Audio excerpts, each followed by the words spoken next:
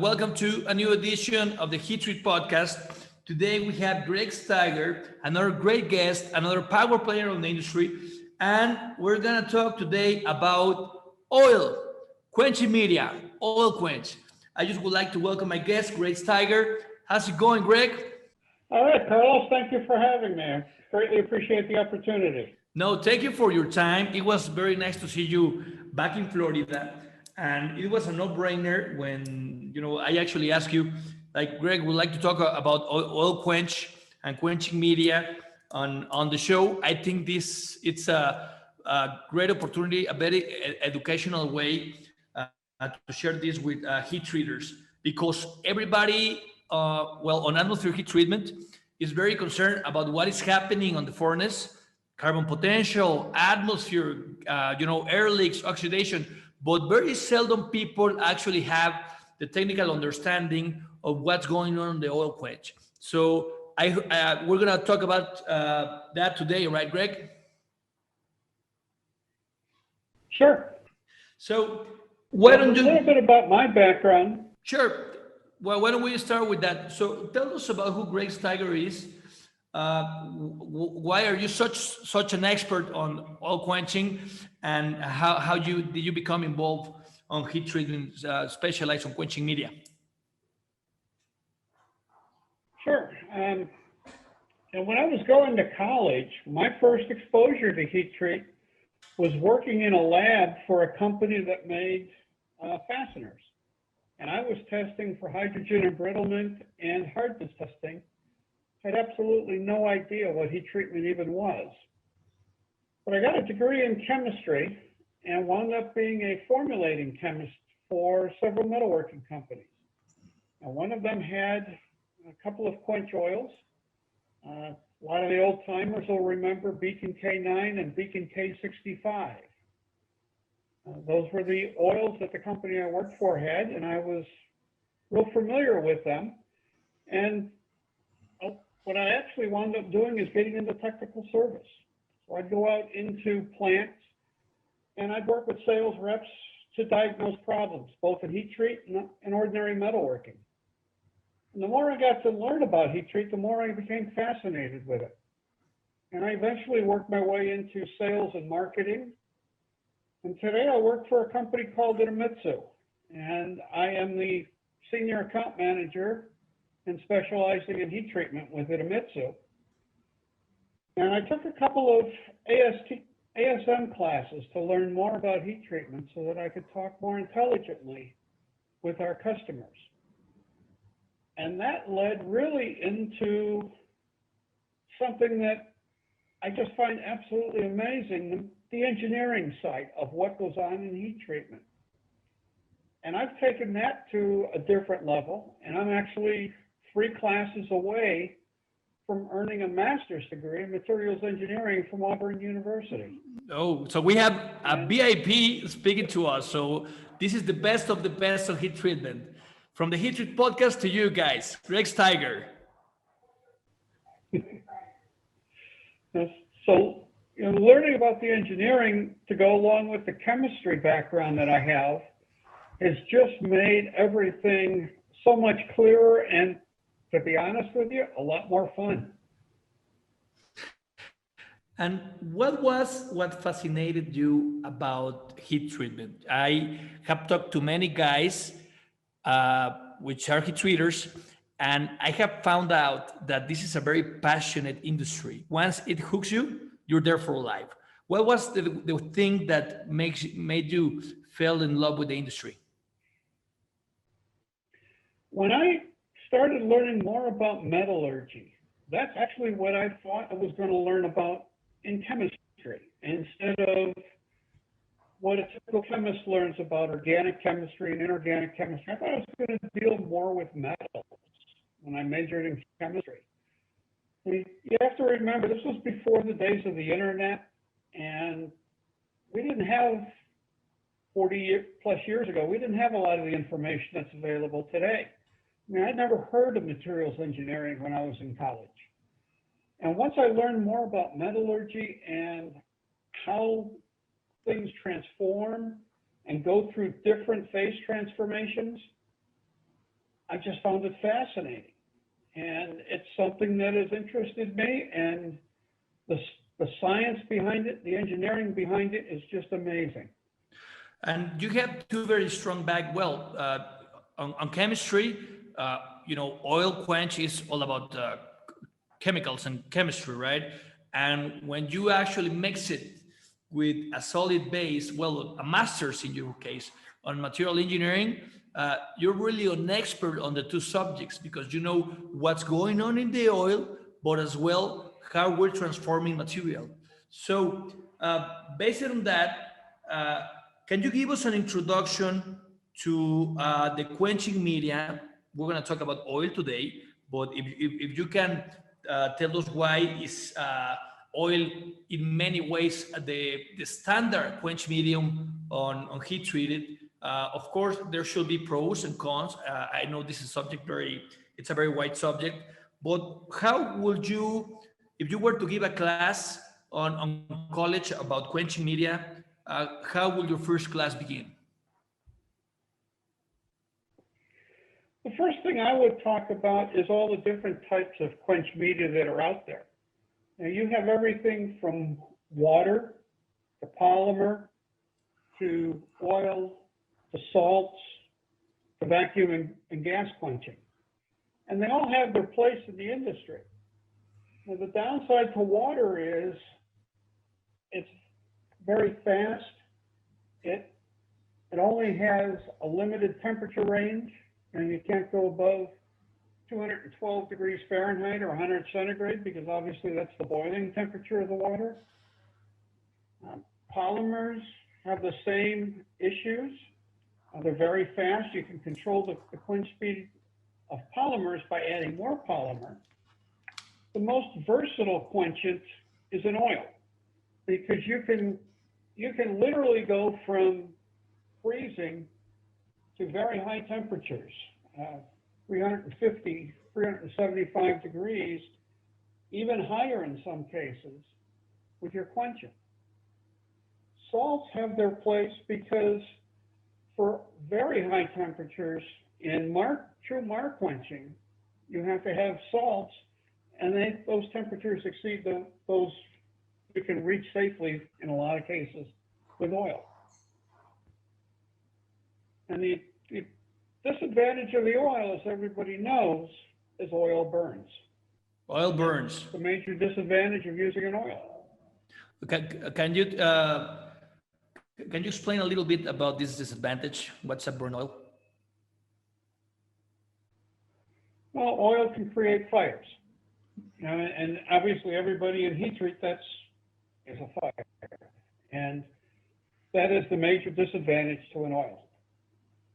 I mean, oil will properly cared for, and oil will last years. I mean, a cold oil, and when I say cold oil, I mean that an oil you're not putting heat into to try and maintain it. You typically extract the temperature with a heat exchanger from the heat of the quench to keep it at the temperature you're looking for. And that typically runs anywhere from 100 degrees Fahrenheit to 150 or 160 degrees Fahrenheit.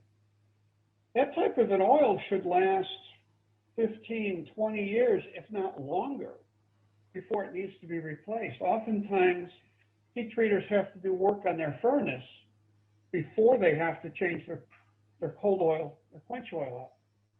Now, a hot oil that you have to add heat into to heat the oil and maintain a consistent temperature, 300 degrees or 325 degrees, that's going to have a shorter lifespan.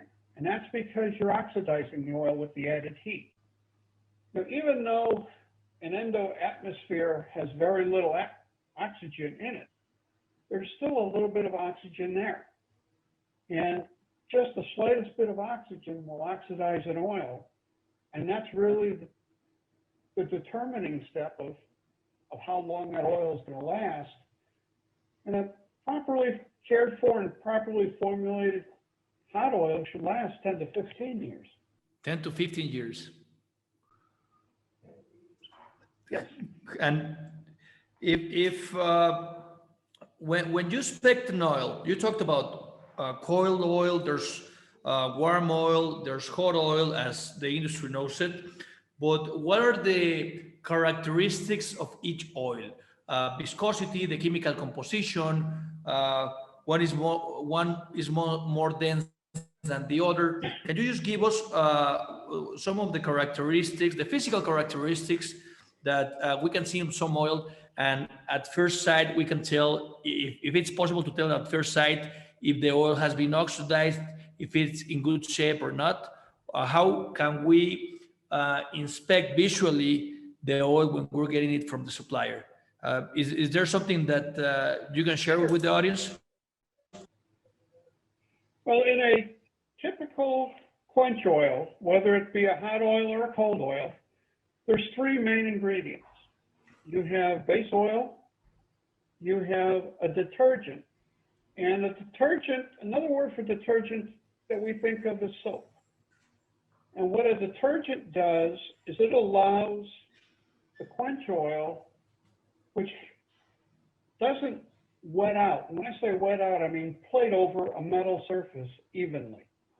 That detergent allows that quench oil to wet out over the surface immediately, very well, and create a uniform layer of oil on top of the surface of the parts and throughout the load. And then the next thing that's always in a quench oil is a quench speed improver. Because without that quench speed improver, the base oil quench speed would typically wind up in the pearlitic nose, in the quench curve. So you want to move the speed of that combination of base oils faster, and the way you do that is through a quench speed improver. And those are the three basic ingredients in a quench oil. Now, the way you can tell that a quench oil is still a good quality quench oil is if it's using a polymer, so it's a light amber color, you can see through it. But if it's there's an asphalt derivative that's used in a lot of cold oils as a quench speed improver, and that turns the oil nice and dark. The way to know that that's a quality oil and your supplier is giving you a quality oil is to shine a light through it. And if you can see, it just takes a flashlight, and if you can see that light going through the oil and it's clear, that means you're using a good oil that's not been oxidized. The base oils are not being used from recycled oils, that sort of thing. So if the oil wasn't in good shape and you put a flashlight on it, what would you see on a bad quality oil? A bunch of spot. It'll be hazy, okay? It'll be hazy. So you want to have stiff oil, and then you put a flashlight and you see through it. It's good quality oil. I just want to make things clear. Right. Great tip. Yes.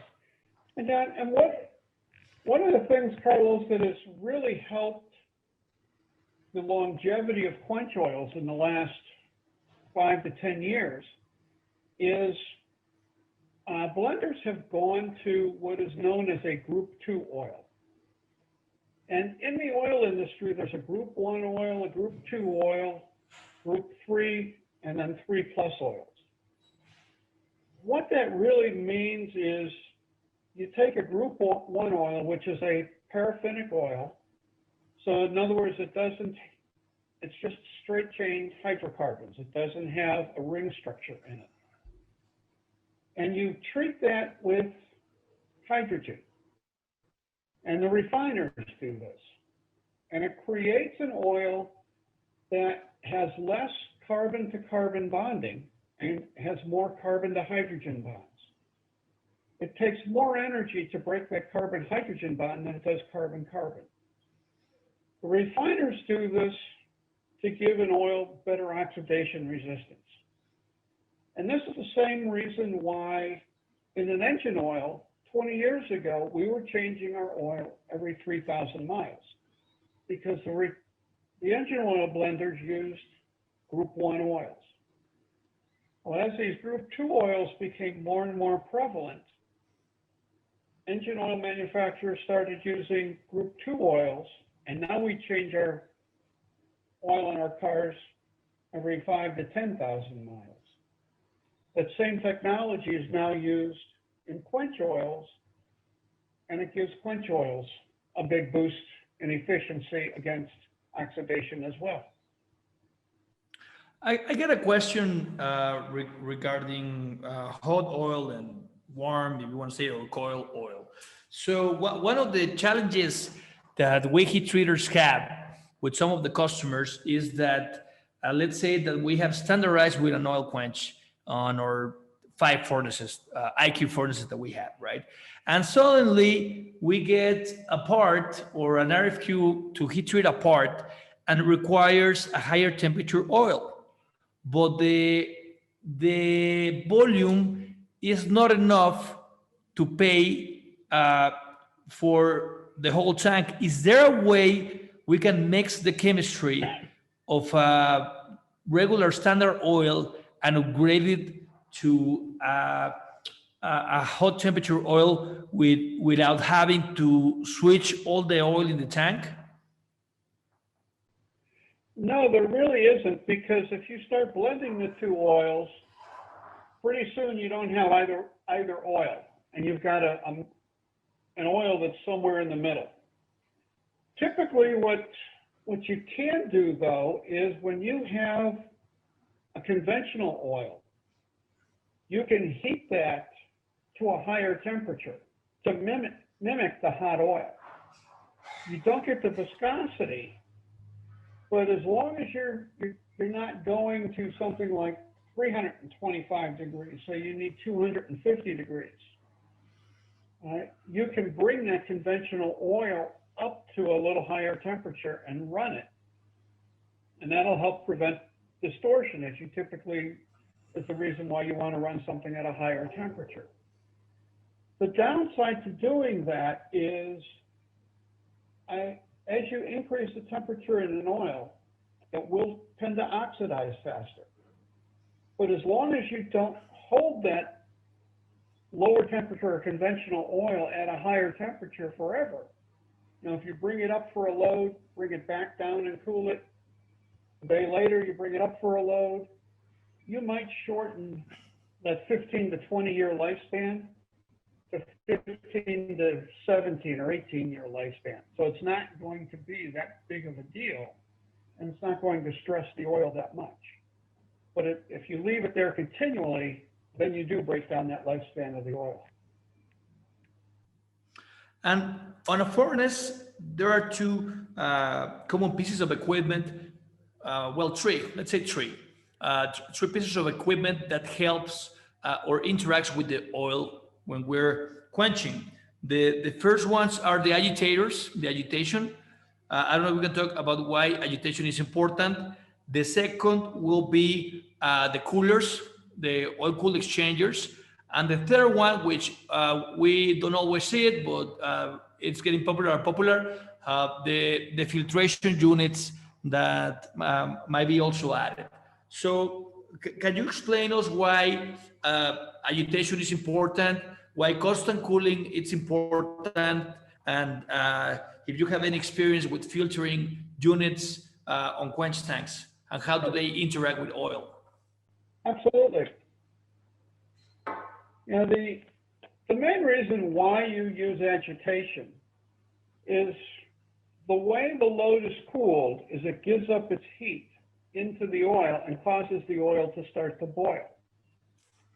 And if without agitation, you don't have a big temperature gradient between the load and the oil. So your cooling actually slows without agitation. And without agitation, you'll get uneven cooling throughout the load because the load will be exposed to many different temperature differentials, and you'll have a big temperature gradient. So by agitating, you need somewhere around 10 centimeters per inch. 10 milliliters per inch flow over the load. Basically, what you're doing is you're constantly bringing that cooler oil into contact with the load, allowing the load to give up its heat and transfer that heat into the oil. The oil gives up the heat through boiling, and eventually you get down to what's known as the convection stage. And convection is just a fancy word that means cooling by fluid. So the fluid here would be the oil, and the oil just moves past the load, and the load continues to give up its heat. Now, for cooling and why you need heat exchangers is, again, you're putting that load into the quench oil, sometimes as high as 1,500 degrees Fahrenheit. And when it comes into contact with that load, you're using the agitation to move the oil past it. That oil is now exceeded its boiling temperature. Right. It hasn't really allowed itself to cool, and so you have to bring it through the heat exchanger, allow it to cool, bring it back into contact with the load, and continue the quench process. The filtration is important because as you oxidize an oil, you tend to form a sludge. And sludge is very thick, and it's more viscous than a quench oil. Think of maple syrup and water. You can quench a lot faster in water than you can maple syrup. It's because of the viscosity. The water is much thinner. The same holds for the sludge, and that's why you want to filter that sludge out, because if you actually get enough sludge accumulating into your load, you can get isolated soft spots where the sludge was and the oil didn't come into contact with the load. So that's why you want filtration. So it's very important to the agitation is very important to keep recirculation. What we typically see is a lack of agitation when problems arise. Is there something as over agitation? Have you seen that somebody over agitates their tank? Over agitation, the danger there is you're introducing that little bit of oxygen that you have in your atmosphere into the oil. And when you over agitate, you don't do much to really improve the quench speed. It doesn't change appreciably very much, but it does shorten the life of the oil because you're adding oxygen into a very hot oil, and every 10 degrees of increase in temperature, the rate of oxidation for basically doubles. And when you're looking at the temperatures we see in heat treat, that rate of oxidation really takes off. Now let's talk about a very... The problem... Sorry, go on, sorry. And the problem with oxidation is, as you oxidize the oil, it will not only form that sludge, but it will also stain the parts within the load. And you can get if the oil is oxidized bad enough, you can get what looks like almost a black oxide coating on your parts.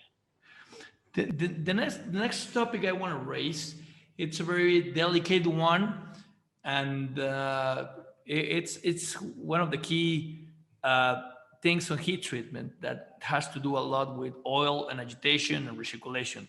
The topic is distortion. And when we get distorted parts, or when we get distortion, is when we actually quench the load.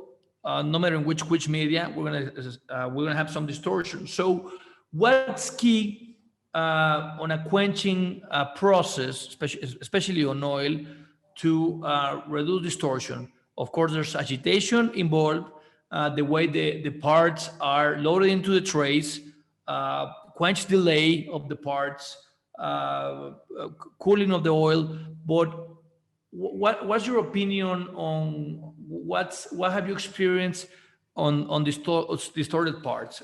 What are the things that are typically seen, and how we can avoid that? Sure, there's been several studies that have found in the three-phase cooling process, where you've got the vapor phase, the boiling phase, and the convection phase, that most of distortion occurs in the vapor phase. And as you mentioned, agitation, it will break up the vapor phase. And the reason distortion occurs in the vapor phase is the oil temperature is actually above its evaporation temperature. So it just forms a blanket around the parts in the load. There's really no cooling going on. So good suppliers of quench oil utilize the agitation in the tank. And there's also ways chemically to create a shorter vapor blanket stage. Excuse me. And if you can find an oil with the shortest vapor blanket stage that still gives you the cooling characteristics that you need without getting too fast or too slow in your boiling phase, that's the ideal situation. And that's what helps prevent distortion, is again, looking for an oil with the shortest vapor blanket phase.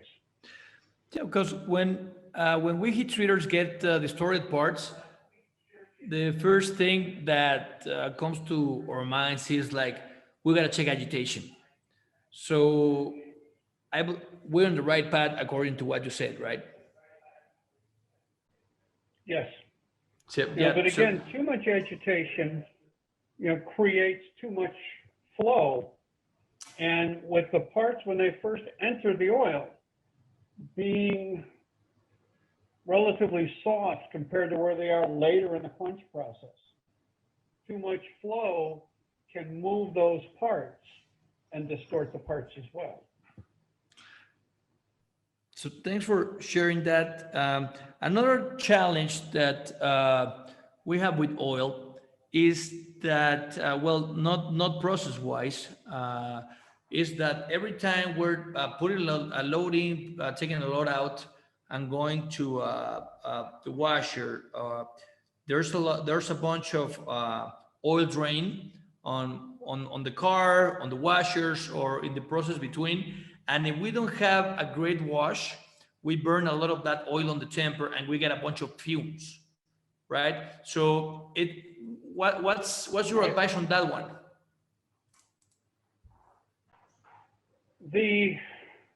Where you can improve is in the washer. Now, there's essentially two types of cleaners available. There's cleaners that won't emulsify the quench oil and cleaners that will emulsify the quench oil. If you emulsify the quench oil, that means in your agitation, you're constantly redepositing oil. When it comes out of the immersion phase of your washer and it's in the spray phase, you're spraying oil right back on top. The best thing to use is a cleaner that doesn't emulsify the oil and splits it out where it can be skimmed off. Mm-hmm. And it should be skimmed off or blown off from your immersion phase and tank before you bring that load up and out, because otherwise you're just bringing it through clean parts through an oil slick. And a subsequent question to the skimming process, will a skimming oil just right after the quench will be, how can we reduce that? Because having water on oil is really, really dangerous. And there's people who just take the oil out from the skimmer and push it back on the quench tank. What's your opinion on that? I wouldn't recommend that. There's nothing wrong with recycling the oil, but you should at least put it into a tank and add some heat to it and dehydrate it. Because like you said, even though the oil is floating on top of the water, there's still a fair amount of water in there. And we have seen that depending upon the type of quench oil you're using, you can have as much as over 1,000 ppm of water still suspended in that oil. 1,000 ppm of water is enough to create a lot of problems. You have to remember that water expands 1,600% at boiling. So 1 gallon of water in your quench tank turns into 1,600 gallons of steam. And that 1,600 gallons of steam has nowhere to go but up and out of your quench tank. And that's why having just a little bit of water is so dangerous. You know, typically, we don't like to see anything over 200 ppm of water in a quench tank. And I'm pretty sure you have heard or you have seen some situations when the furnace got some water in the quench tank and something happened, right? Uh, Now that you're an expert, what will be the recommended thing to do if we ever come across that?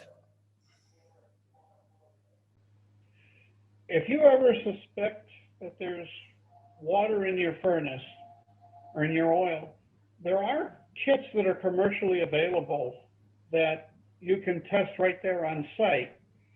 If not, if you can not run that furnace and send a sample, overnight it to your quench oil supplier, they should be able to run the water test right away. It's a very quick test. It only takes a couple of minutes to run and get that water level right away. One thing we don't recommend doing, a lot of old timers will refer to it as the crackle test, meaning you heat a metal plate up as hot as you want. Basically, it's over a couple of 100 degrees Fahrenheit, and drop a few drops of oil on there to see if it crackles. And the old timers would say, well, if it doesn't crackle, we're safe to run. As I mentioned earlier, we found that depending upon the oil, you can have 1,000 ppm of water in there, and it may not crackle. But 1,000 ppm of water is enough to create a fire. And it's also enough to create uneven cooling. Because you have to remember, oil is not a homogeneous fluid. It's, you can have, in the bottom of your tank, you can have water that you don't have in the top of your tank. In the bottom of your tank, you can have different levels of sludge that you have in the top of the tank. And that's the other reason why agitation is so important, to try and blend that oil as much as you possibly can to make it uniform. You mentioned a test performed to analyze the oil. Can you give us a little explanation and what are the tests, analyses that are performed on oil? Viscosity testing, how do you measure if the oil is oxidized or if it has water on it? What are the tests and what are the results that give us these testings on oil? And if there's a specific device that are needed, if they're worth to buy, or you should just call your oil supplier and constantly be testing and analyzing the oil. Really, Carlos, it's best left up to the oil supplier to do the analysis, because the equipment is expensive and it takes up a lot of room in a laboratory. The viscosity, that is a check to make sure that, first of all, there's no contamination in the oil. But secondly, it's a check to determine if the oil is oxidizing. Because as the oil oxidizes and forms that sludge, the viscosity will increase. And these are all tests that CQI-9 requires. CQI-9 also requires a solids test. And the solids test, again, is to tell you if you're getting contamination and sludge build up into the oil. Contamination could be unburned carbon. It could be refractory brick if the load is scraping on the brick, etc. There's a test called the total acid number. And what you actually do is you run what's called a titration, and you titrate for a specific organic acid. And that acid forms before the sludge does. So that's why the acid is tested, because you know that once that acid reaches a certain level, your sludge has exceeded the acceptable level. You test for flash point, because flash point again tells you if the oil is in good shape. If the oil gets too hot, some of the oil will evaporate and the flash point will go up. Once that flash point goes up, the oil has started to oxidize. It's important that in the last test that's required by CQI-9 is a cooling curve. And again, you measure the cooling curve looking at it to make sure your maximum cooling speed hasn't changed. But it's important to remember that when you're looking at your oil analysis, you don't focus on just one test. You have to look at all of the tests that your supplier runs and see how they are acting in accordance with one another. For instance, if your sludge is going up, your total acid number should also go up, and so should the viscosity. So if you don't get the acid number and viscosity going up as your sludge is going up, you need to look at it and figure out why.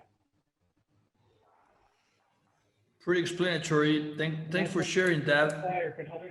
And now, what are the typical mistakes that you see that might be very easy to fix on heat treat shops using oil that will help the heat treater expand the life of their oil, gets less distortion? What are the things that you go and see that are very elementary, but people keep doing? Well, the first thing would be, the attitude of, well, this is the way we've always done it. Okay, I heard that a lot. Quench oil, let your data tell you what's going on. Let the data tell you if the oil is still in good shape. If you're starting to see an increase in your sludge, let the data tell you that it's time to filter. Now, it's good practice to always have filtration, but you might need to go from a larger micron size to a smaller micron size, because you're not capturing all of the sludge with a larger micron filter. The other thing that we see is it's always the oil's fault, no matter what. The parts come out of the quench and they're stained. Well, when parts come out of quench and they're stained, the first thing you should do is take a pencil eraser and try and rub that stain a little bit. If the stain can be erased with a pencil eraser, chances are it's happening somewhere before the quench tank. If it's stained and you can't erase it, it's happening within the quench tank. And that's a common way to test and figure out where your stain is coming from. You actually went ahead of the show because we have a section called Heat Treat Hack and Heat Treat Gadget, and you just gave us two great gadgets in this case, which is a flashlight and a pencil eraser.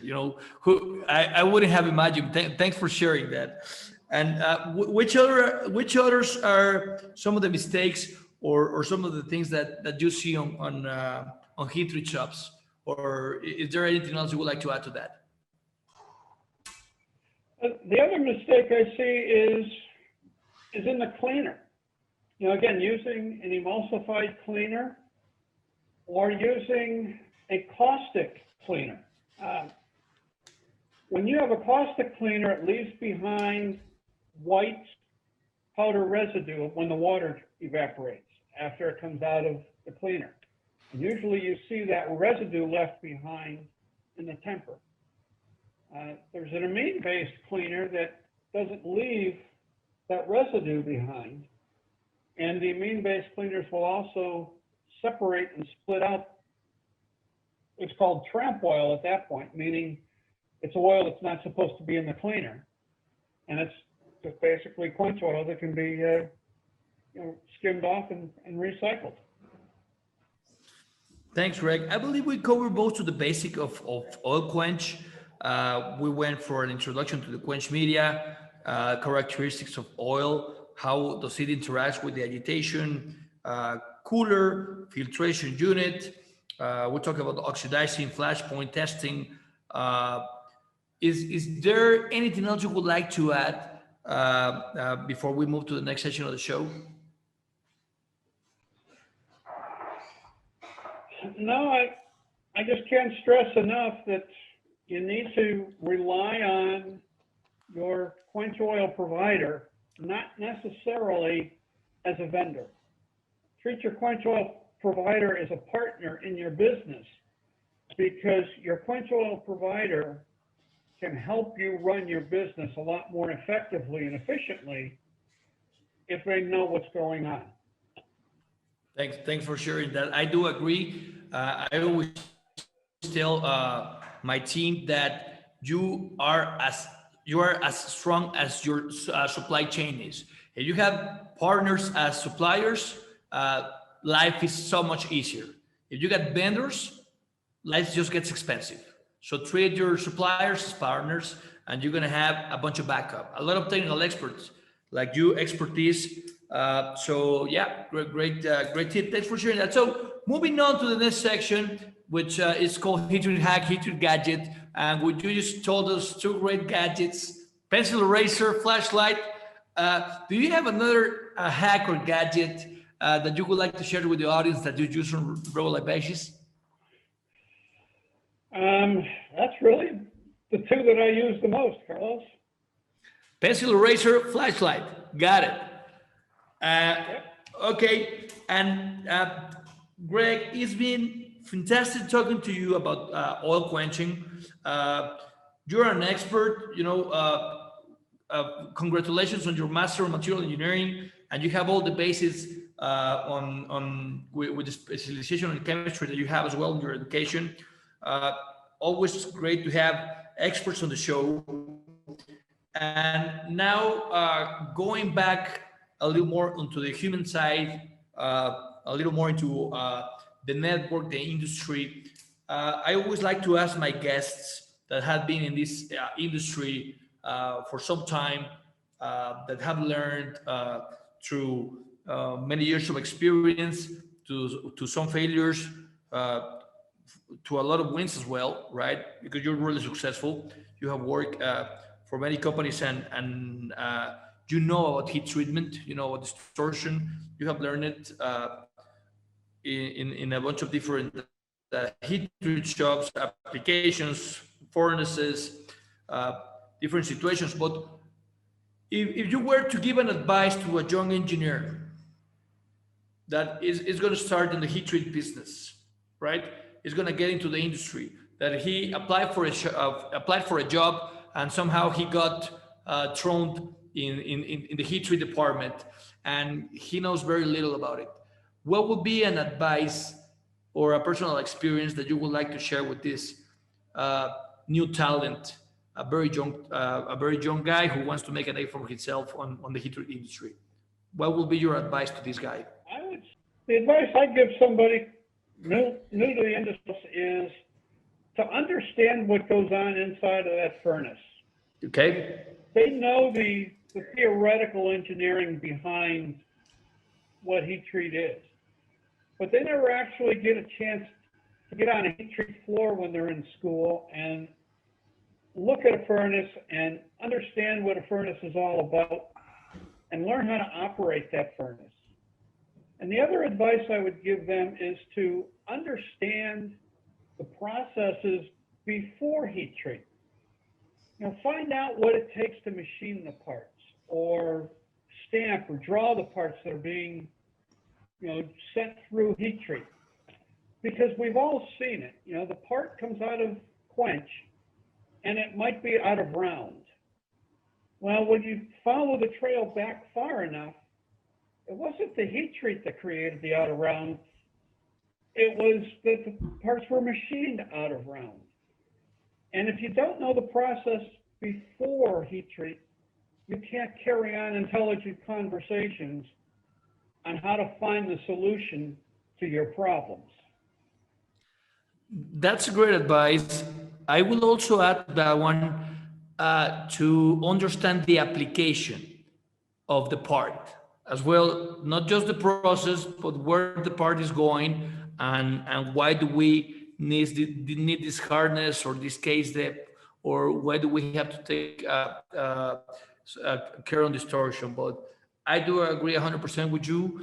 Young engineers, they come with a very theoretical background, but when you're in a heat treat shop, it's a totally different animal. And the sooner you get exposed to the heat treat shop and you talk to the guys with experience that have been there for a lot of time and know what's going on, the faster you learn that, the better heat treater you will be if you also have that theoretical background.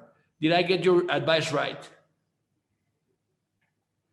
Yes, very much so. Spot on. Thank you so much, Greg. It's been fantastic talking with you on the show.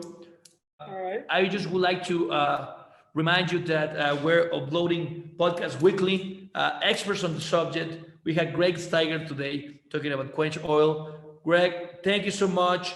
Is there something else you would like to share with the audience? No, I can't stress it enough, and we talked about it. Make sure that your Quench Oil provider knows what's going on in your shop. Make sure that they're a good partner with you, and things will run very smoothly for you. That's for you, Greg. No, thank you for giving us your time and being such a great teacher and talking about the Quench Media. So, Greg Steiger, don't forget, subscribe to the channel, hit like, leave a comment below. We're on LinkedIn, Spotify, YouTube, uploading weekly podcasts. This is the Heat Treat Podcast. Have a great week, Heat Treat Nation.